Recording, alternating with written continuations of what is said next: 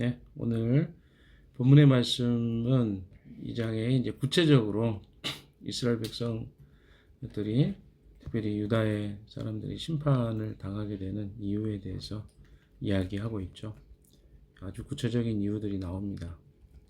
1절에 보시면 악한 공리나 하는 자들, 잠자리에 누워서도 음모를 꾸미는 자들은 망한다. 그들은 권력을 쥐었다고 해서 날이 새자마자 음모대로 해치우고 많은 자들이다. 이렇게 표현하고 있습니다. 이 말은 이제 악한 궁리를 하는 자들이라는 표현은 이제 화 있을진저 뭐 신약으로 따지면 이런 표현이겠죠. 어떤 사람들의 화가 있다는 것입니까? 침상에서 죄와 악행을 꾸미는 자들을 말합니다. 밤에 잠 안 자고 뭐 하는 거예요? 이 사람들은 다음날 아침에 이제 그들이 행할 음모를 꾸미는 것입니다. 그런데 이들이 꾸미는 것들은 뭐냐면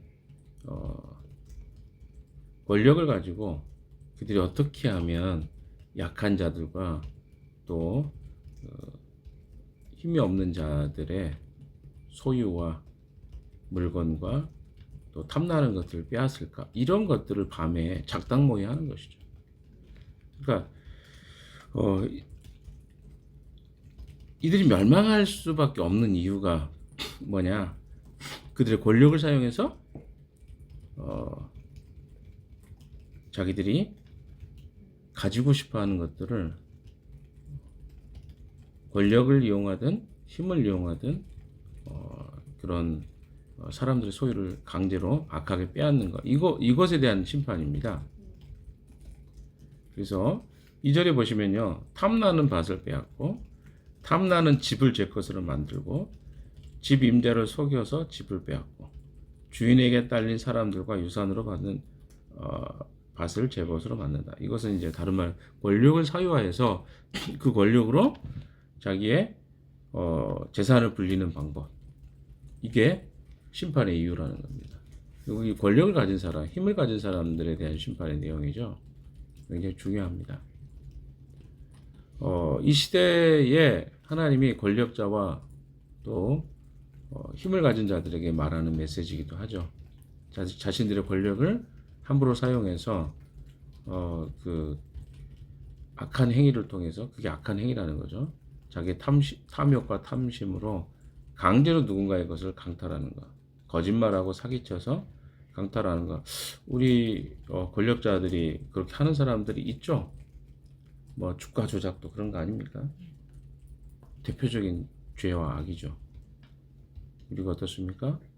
뭐 기업 사장이나 대표가 임금을 사실은 주지 않는 것도 거기에 해당이 될 수도 있겠죠. 물론 뭐 회사가 어려워서 하는 거와 이런 탐심과 탐욕, 그리고 어떤 경우는 그렇지 않습니까? 일은 일대로 시켜놓고 회사를 파산시켜서 자기는 어때요? 재산을 뒤에다 축적해놓고 노동자에게 주지 않는 그런 악한 사람들도 있죠. 이런 것들이 다 해당이 되는 거예요. 이것이 그 사회 안에 만연했었다는 거예요. 이것이 유다가 심판받는 이유였다는 것입니다. 자, 3절도 같이 읽어볼까요? 시작. 그러므로 나 주가 말한다. 내가 이 백성에게 재앙을 내리기로 계획하였으니 이 재앙을 너희가 피할 수 없을 것이다. 너희가 거만하게 걸을 수도 없을 것이다. 그처럼 견디기 어려운 재앙의 때가 될 것이다. 예, 하나님 말씀이 이제는 실현되는 것입니다. 이 재앙을 내리기로 계획했다. 이 재앙은 어떻습니까? 하나님이 계획하신 재앙이라는 거예요. 왜? 악한 행동. 근데 그 악한 행동의 이유가 뭡니까? 권력을 가지고 있는 자가 악한 공모를 해서 그것으로 악하게 집이나 소유를 강탈했기 때문에, 이게 그 사회에 만연했기 때문에. 그러니까 이게 얼마나 큰 죄인지, 사회가 심판받을 만큼의 큰 죄라는 거예요. 근데 우리는 이게 너무 만연해가지고 뭐 그런가 보다, 돈 있는 사람이 그렇게 해도 그것이 특별하게 잘못이라고 생각하지 않죠. 근데 성경은 뭐라고 합니까? 이것은 한 나라가 심판받고 멸망받을 만한 이유라는 거예요. 그것이 만연되어 버린다면 엄청난 일이죠. 이게 하나님이 계획하신 이유입니다. 4절, 5절 같이 읽읍시다. 시작. 그날이 오면 사람들이 너희를 두고서 이런 풍자시를 지어서 읊을 것이다. 슬픔에 사무친 예가를 지어서 부를 것이다. 우리는 알거지가 되었다. 주님께서 내 백성의 유산의 몫을 나누시고 나에게서 빼앗은 온 땅을 반역자들의 몫으로 할당해 주셨다.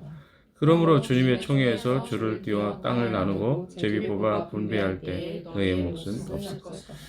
조롱의 시가 나오죠. 그날이 오면 사람들이 너희를 두고서 이러한 풍자시를 지어서 읊을 것이다. 어떤 겁니까? 슬픔에 사무친 애가를 지어서 부를 것인데 우리는 알거지가 되었다. 이거 노래를 부른다는 거예요. 우리는 알거지가 되었다. 주님께서 내 백성의 유산의 몫을 나누시고 나에게서 빼앗은 땅을 반역자들의 몫으로 할당해 주셨다. 이런 노래를 부르게 될 것입니다. 슬픈 노래죠. 노래에 등장하는 보면 우리는 내 백성과 연결이 되는데요. 이는 유다 백성을 가리킵니다. 그리고 그는 여기 보면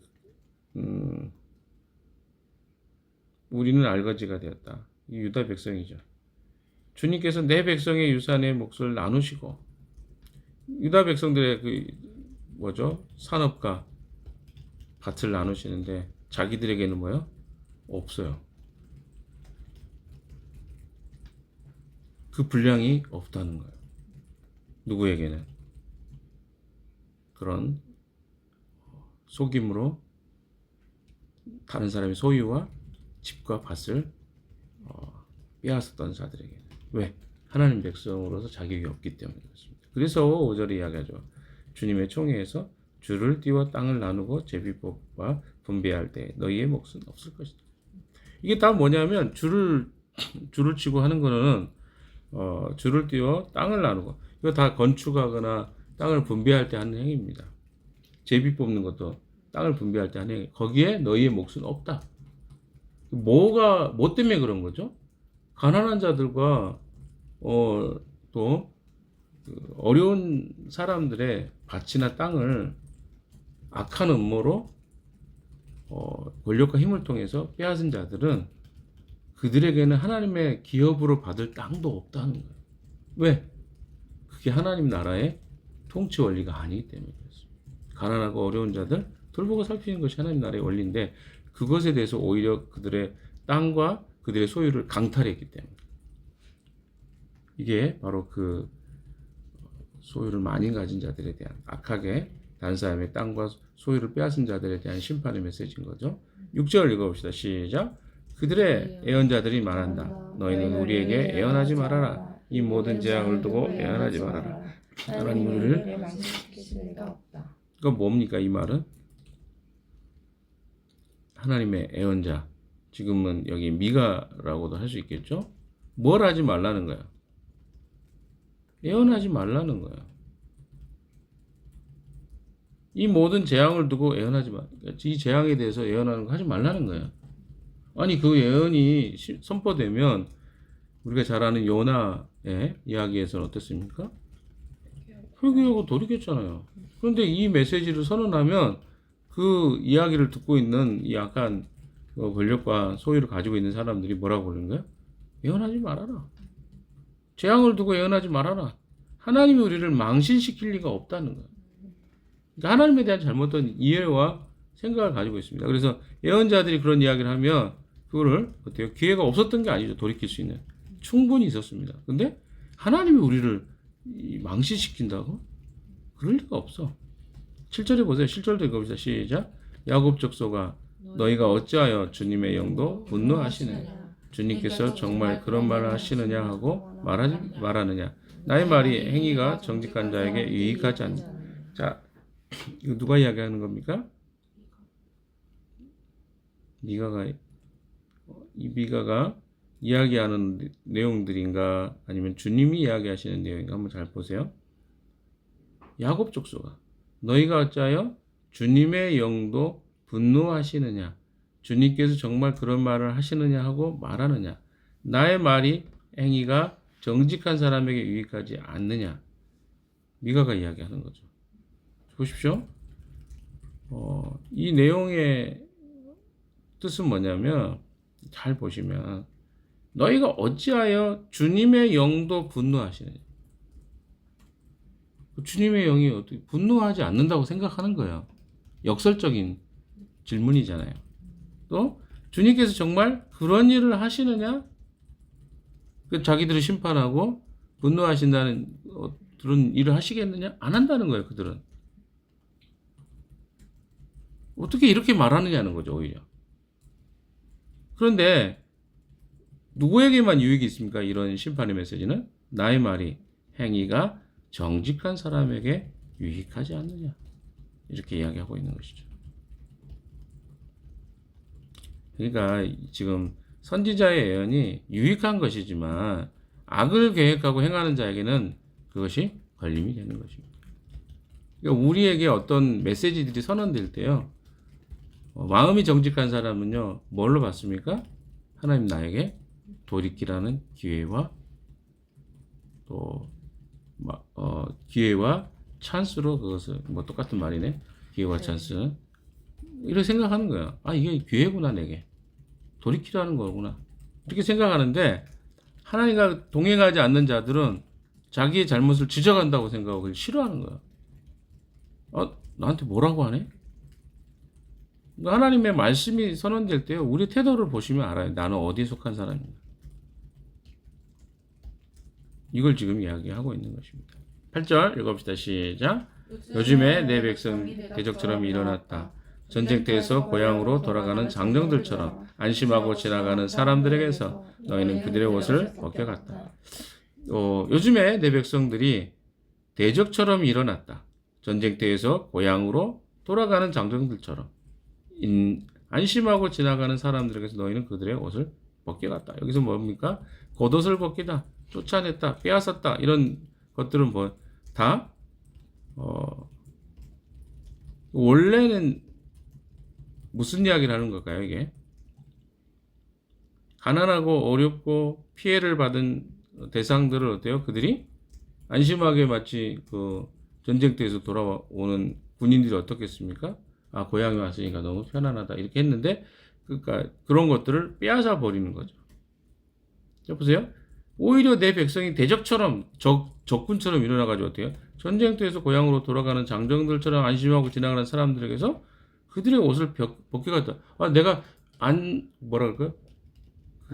안심하고 있었는데 갑자기 자기 백성이 자기의 소유를 겁탈해 가는 거예요. 그러니까 겁탈이 아니고 뭐죠? 빼앗아가. 여기 겁탈이 좀 다른 표현인데 아무튼 말이 헛나오네요. 예, 약탈. 좋습니다. 옆에 있으니까. 자, 그래서 약탈해 간 거죠. 무슨 말입니까? 앞에 이야기했던 내용과 똑같은 거예요. 가족이라고 생각하고 같은 나라의 사람이라고 생각했는데 자기의 소유를 어때요? 안심하고 있는 그 땅에 있는 사람들을 통해서 빼앗김을 당하는 거죠. 이런 일을 행했다는 것입니다. 9절.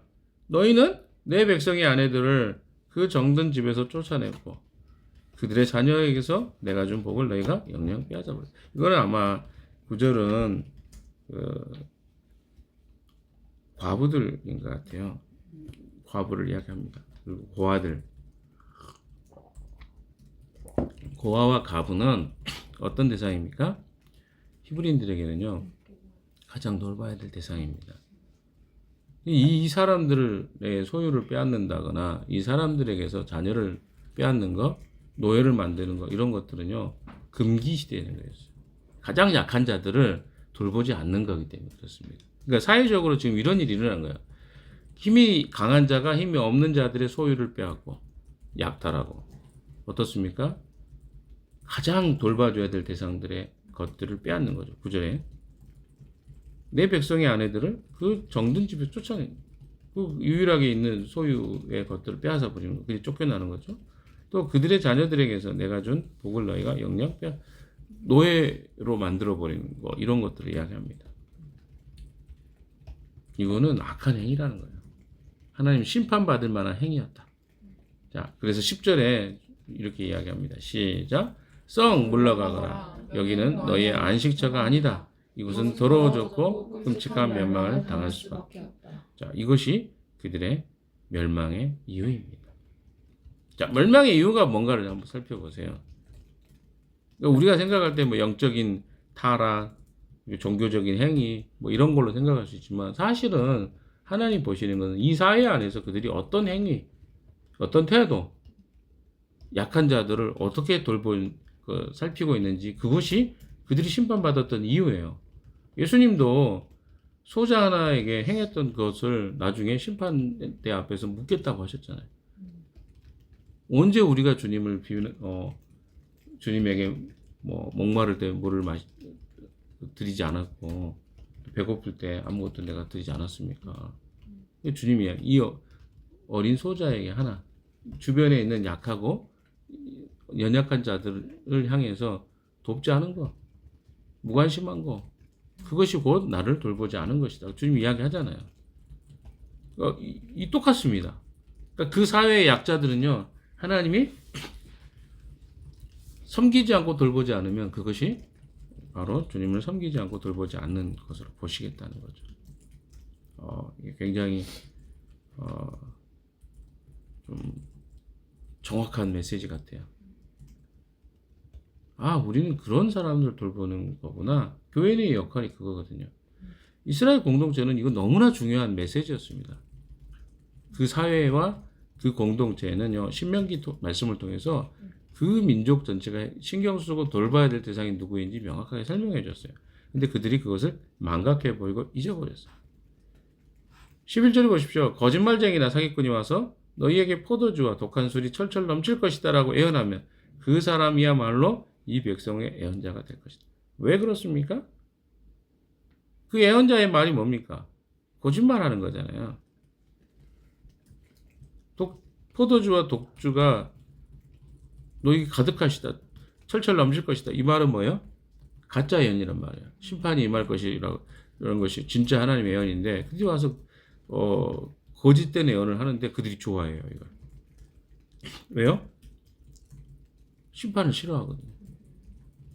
근데 하나님 메시지는 뭡니까? 그때 심판이 임하겠다는 건데 그걸 하지 말라 그랬잖아요. 누구를 좋아해요? 가짜 예언자들. 복만 있을 것이고 즐거움만 있을 것이고 그거 어떻게 그게 가능합니까? 심판의 메시지를 싫어하는 그들의 모습을 보십시오. 하나님은요 사랑하기 때문에 심판하시는데 이스라엘 백성들, 유다 백성들은 이미 어때요? 그들을 이제 싫어하는 단계에 들어선 거죠. 자, 12절, 13절 마지막 부분이 같이 읽겠습니다. 시작. 야곱아, 내가 반드시 너희를 다 모으겠다. 남아있는 이스라엘 백성을 다 모으겠다. 내가 너희를 우리로 돌아오는 양떼처럼 모으겠다. 양떼로 가득 찬 초장과도 같이 너희의 땅이 다시 백성으로 가득 찰 것이다. 길을 여는 자가 그들 앞에 올라가고 그들은 성문을 부수고 바깥으로 나갈 것이다. 그들의 왕이 앞장서서 걸어가며 나주가 선두에 서서 그들을 인도할 것이다. 12, 13절은요. 회복의 메시지입니다. 여기 보시면 야곱아 내가 반드시 너희를 다시 모을 것이다. 남아있는 이스라엘 백성을 다 모을 것이다. 그러니까 야곱과 이스라엘의 남은 자는요. 북왕국에만 제한되는 게 아닙니다. 여기는 뭡니까? 남아있는 모든 사람들, 그러니까 그 남은 자들, 그루터기 같은 사람들, 하나님을 정말 따르는 자들을 이야기합니다. 그 사람들을 다시 모으시겠다. 그러니까 계속 이야기해요. 심판은요, 반드시 심판만이 목적이 아닙니다. 그 중에는 반드시 어떤 사람이 있습니까? 하나님을 따르는 자들이 있는 것이죠. 그래서 심판을 행하시는 것입니다. 자, 여기 보시면 이런 표현이 나오죠. 네. 내가 너희를 우리로 돌아오는 양떼처럼 모으겠다. 양떼로 가득 찬 초장과도 같이 너희의 땅이 다시 백성으로 가득할 것이다. 심판이 있지만 심판의 이유는 회복입니다. 늘 그랬습니다. 구약의 메시지에 우리가 잊어버린 건 뭐냐면 심판만 우리 눈에 보였을 거예요. 과거의 시간 속에. 그러나 심판이 목적이 아니라는 것이 우리가 지금 계속 소선지서 보면서 느끼는 거 아닙니까? 하나님은 어떤 분이시다? 심판을 통해서 회복하시는. 그리고 어떻습니까? 그 백성의 순결성, 순수성, 하나님을 온전히 따르는 거. 여기 관심이 있는 거예요. 그래서 심판하시는 거예요. 그들이 하나님을 벗어난 거예요. 떠나버린 거예요. 하나님과 교제하는 것으로 기쁨을 삼지 않고 그 외적인 것들로 기쁨을 삼는 자들. 그래서 하나님이 그들을 심판하시는 거라고요. 이 심판 이유를 명확하게 이해하셔야 됩니다. 근데 거기에 이유가 뭐였습니까? 강자가 약한 자를 어떻게 해요? 강탈하고 약탈하고 소유를 빼앗아 버리고 이런 것들이었잖아요. 이건 이미 하나님과 동행하지 않는 것을 이야기합니다. 그러니까 그게 하나의 사인이에요. 하나님의 백성들이 하나님을 떠났다는 사인은 뭐냐면 이 도덕과 삶의 모습 속에서 더 이상 어때요? 하나님의 모습들이 드러나지 않는 거예요. 하나님 백성이라는 모습이 안 드러나는 거예요. 그걸 통해서 우리가 하나님을 떠났구나. 우리 하나님하고 아무 상관없구나. 그러니까 뭐냐면 힘으로 약한 사람들의 소유와 재산과 물질들을 다 빼앗는 것. 이것이 아무렇지도 않는 상태가 된 거죠. 그러니까 여러분의 삶 속에 그런 것들이 일상화돼 버리면 이미 그 사람 하나님 백성이 아니라는 거예요. 여러분 잘 기억하십시오. 윤리와 도덕은 우리의 삶의 하나의 뭡니까? 우리가 하나님을 따르고 있다는 것에 하나의 어떤 외적 표현인 거예요. 도덕적으로 막 부도덕한 행위를 하고 악한 행위를 하고 윤리적으로도 건강한 삶을 살지 않고 막 방탕한 삶을 사는데 그 사람이 하나님을 따른다? 아니라는 거죠. 그러니까 우리가 이제까지 신앙생활을 할 때 돌아보시면 어떻습니까? 신앙생활이라는 것은 그냥 관념적이고 그냥 형이상학적인 어떤 생각을 가지고 살아가는 거라고 생각했을지 모르겠어요. 일정 부분은 신앙은 그런 게 있죠. 그러나 실제로 하나님 보시는 건 뭐냐면 우리가 가지고 있는 신앙이 삶으로 표현된다는 거예요. 근데 그 삶의 표현 속에서 놀랍게도 이 세상의 사람들과 우리가 특별한 차이가 없을 때 우리 스스로 아는 거예요. 우리가 내가 하나님 백성이 아니구나. 내가 이미 그 사람이 이미 하나님을 떠났구나.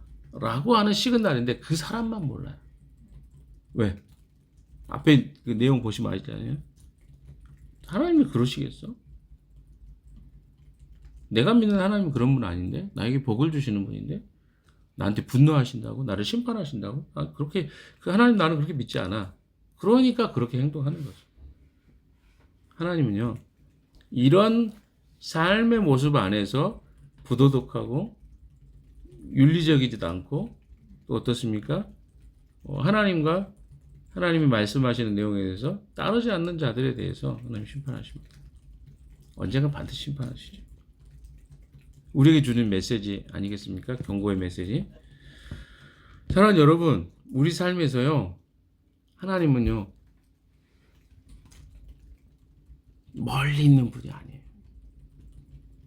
우리가 느낄 때는 멀리 있죠. 왜? 안 보이니까. 또 두드러지지 않고 삶의 순간에 어느 순간에 들어가다 보면 이런 생각도 하잖아요. 우리가 이런 거 알고 계실까? 내 삶에 이런 고민을 하나님이 나 혼자 있을 때 하는 이런 행동 다 보고 계실까? 그래서 우리가 악한 행위도 하거든요. 그런데 하나님이 만약에 모르신다면 내 삶에 일어나고 있는 모든 일들을 하나님이 알지 못하신다면 어떻게 하나님 우리를 심판하시겠어요? 그렇지 않을까요? 우리가 기억해야 돼요. 하나님은 우리 삶에 함께 하십니다. 보고 계십니다. 내 행위와 삶을 다 알고 계세요. 그래서 주님 우리에게 우리 삶에 기회를 주시고 또 시간을 주십니다. 근데 우리는 마치 하나님이 모르고 계신 것처럼 생각하고 거기서 돌이키지 않아요. 어제도 우리가 같이 모여서 그런 이야기 했지만 우리 삶을 다시 점검하고 돌아보는 건 너무나 중요합니다. 만약 그렇게 하지 않고 산다면 우리는 어떻습니까? 방탕하게 살아갈 수밖에 없을 거예요. 한번 잘못된 길로 돌아선 거 오늘 다시 점검해야 돼요. 그래서 어때요? 하나님께서 다시 돌이키고 회복하고 그게 우리의 기쁨이에요. 그러니까 우리는 그렇게 부름받은 자들이에요. 그래서 오늘도 하나님의 그 부름받은 자로서 내가 무엇이 나의 윤리적 삶, 도덕적 삶, 어그러지고 또 고쳐야 될 부분이 있다면 돌이키고 또 점검하는 그런 하루가 되시기를 주님의 이름으로 축원합니다. 기도하겠습니다.